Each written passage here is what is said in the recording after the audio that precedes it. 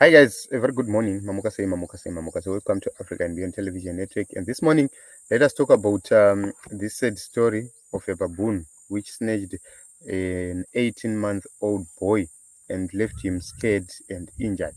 So this is a rare attack on humans. According to ZimLive, they say a child snatched by baboon survives after brave mom chases after the animal.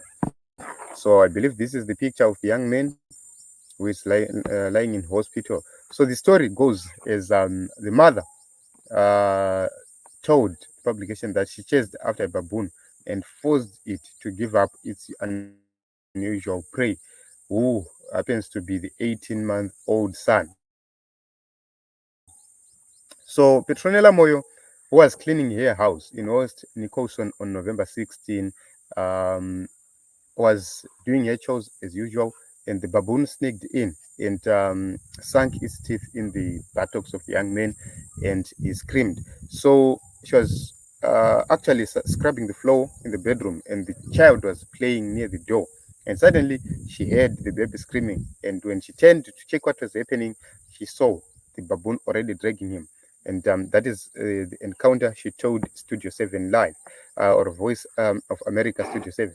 And she started chasing it until it let him go. And according to this report, the wound is very, very deep. So Moyo said she had almost given up on hope of getting her son alive. She said the veranda of her house was quite high, and she saw the baboon jump over with him and feared the worst. I thought he was dead, she said, and the baby is expected to make a full recovery at Gwanda Provincial Hospital.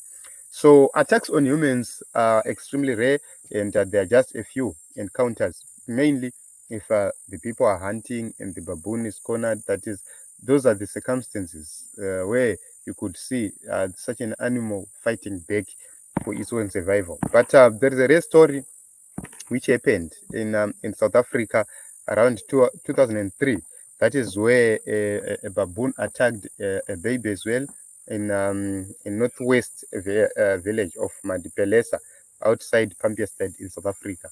And that young man, that young boy, was murdered because the baboon um, teared him, and according to that report, he ate the brains of that baby, and it was blamed on witchcraft. So this is something which is not unusual.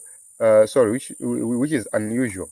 Something we rarely expect to see happening. But in those we thank God for life. We thank God for survival of the young men, because it's very important for us to take note of that. Without the hand of God, it was going to be very difficult for these young men to actually survive. So those are Zuri Team Zimbabwe. I just made a decision to bring this story, a sad story, so that we talk about it, and we put this young man in our prayer.